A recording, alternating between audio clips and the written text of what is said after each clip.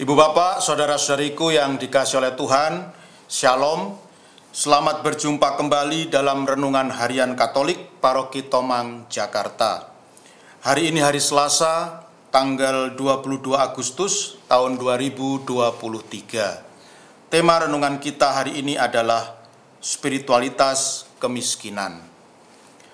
Ibu bapak, saudara-saudariku yang dikasihi oleh Tuhan, satu kali ada seorang ibu, ya dia kebetulan seorang ibu yang berada, seorang ibu yang kaya raya, dan dia baru saja sembuh dari sakitnya.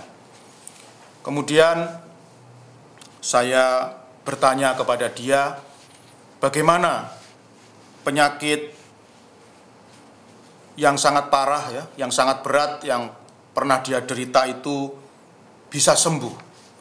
Kemudian ibu ini dengan lancarnya bersharing kepada saya, "Ya Romo, sebab saya berobat ke luar negeri, ke sebuah rumah sakit yang bagus, yang dokter-dokternya sangat pandai.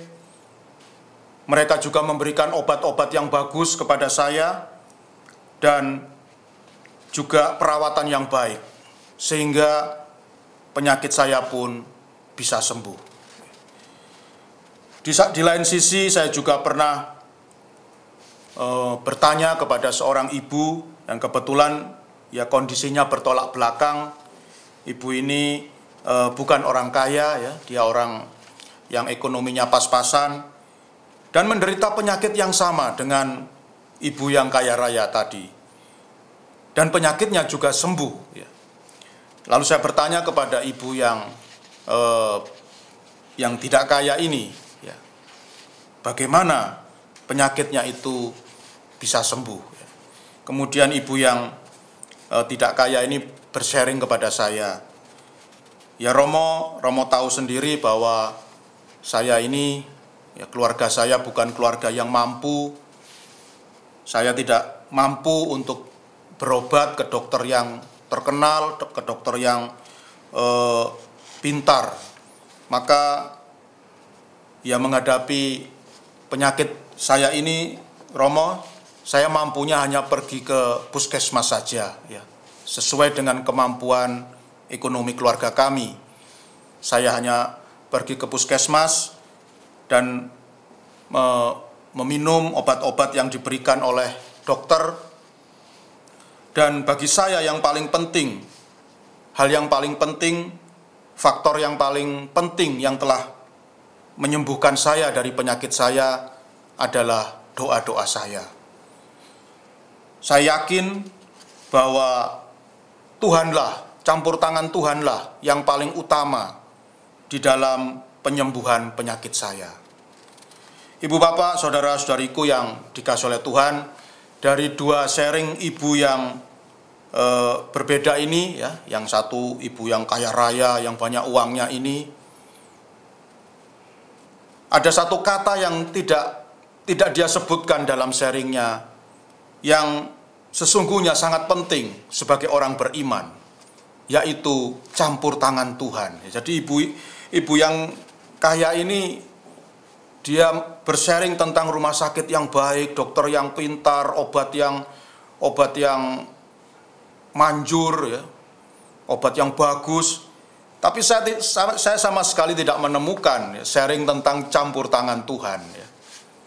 Tetapi berbeda dengan ibu yang tidak kaya tadi, yang ekonominya pas-pasan tadi, meskipun dia hanya mampu berobat ke puskesmas, tetapi dari sharingnya dia mengatakan bahwa faktor yang paling utama di dalam kesembuhannya adalah campur tangan Tuhan, adalah kuasa Tuhan di dalam hidupnya. Nah, ibu bapak, saudara-saudariku yang dikasihi oleh Tuhan, sesungguhnya Tuhan itu tidak melarang kita untuk kaya, Jadi Tuhan tidak pernah melarang kita untuk kaya, silakan, kalau kita mau jadi orang kaya yang berharta banyak, itu silakan.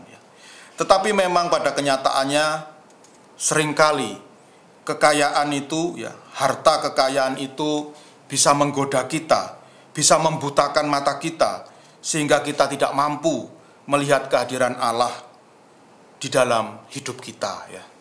Karena orang terlalu mengandalkan kekayaannya, ya, bagi dia kekayaannya itulah hal yang paling utama di dalam hidupnya, sehingga dia tidak bisa melihat kehadiran Allah di dalam hidupnya. Berbeda dengan orang miskin. Orang miskin itu tidak punya harta yang banyak, sehingga dia tidak bisa mengandalkan harta kekayaan di dalam hidupnya. Maka yang bisa dia andalkan di dalam hidupnya satu-satunya adalah Tuhan. Nah, itulah Ibu Bapak, saudara-saudariku yang dikasihi oleh Tuhan, mengapa di dalam Injil Matius bab 19 ayat 23 sampai 30 yang dibacakan dalam perayaan Ekaristi pada hari ini, Tuhan Yesus bersabda, "Lebih mudah seekor unta masuk melalui lubang jarum daripada seorang kaya masuk ke dalam kerajaan surga." Jadi sekali lagi saya katakan bahwa bukan berarti bahwa Tuhan Yesus itu tidak suka dengan orang kaya, ya. Bukan itu, ya, yang dimaksud dengan Tuhan Yesus, ya. Bagi Tuhan Yesus tidak masalah, ya, ada orang miskin, ada orang kaya, itu tidak masalah, ya. Dan Tuhan Yesus juga tidak melarang orang untuk berusaha menjadi kaya. Ya silakan, ya. Kalau misalnya kita ingin menjadi orang kaya, ya Tuhan Yesus tidak melarang, ya, bekerja keraslah supaya engkau menjadi orang kaya. Tetapi di sini Tuhan Yesus hanya mau mengingatkan bahwa ternyata memang pada kenyataannya kekayaan itu bisa menggoda orang untuk tidak mampu, ya, bisa membuat orang tidak mampu melihat kehadiran Allah di dalam hidupnya karena dia terlalu mengandalkan kekayaan hartanya. Ibu Bapak, saudara-saudariku yang dikasihi oleh Tuhan, hari ini Tuhan Yesus mau mengajak kita untuk menghayati spiritualitas kemiskinan. Bukan berarti bahwa kita harus, ya, setiap hari memakai baju compang-camping, ya, atau makan sehari hanya satu kali, bukan itu, ya. Jadi jangan dimaknai seperti itu, ya, bahwa kemiskinan itu berarti kemiskinan fisik, ya, pakai baju yang compang-camping atau makan sehari hanya sekali, ya, lalu badan menjadi kurus kering, bukan itu, ya.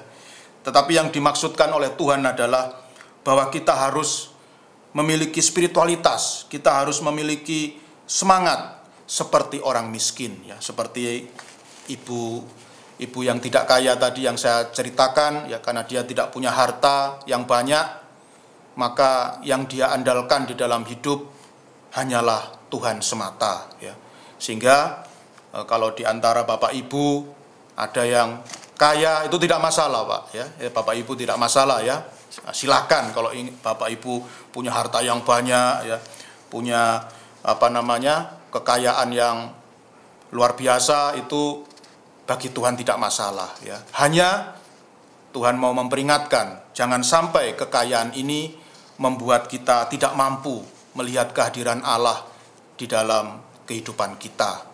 Nah, semoga kita semua bisa menghayati spiritualitas kemiskinan, spiritualitas hidup yang mengandalkan Allah di dalam kehidupan, dan semoga segala sesuatu yang terbaik akan tercurah di dalam hidup kita.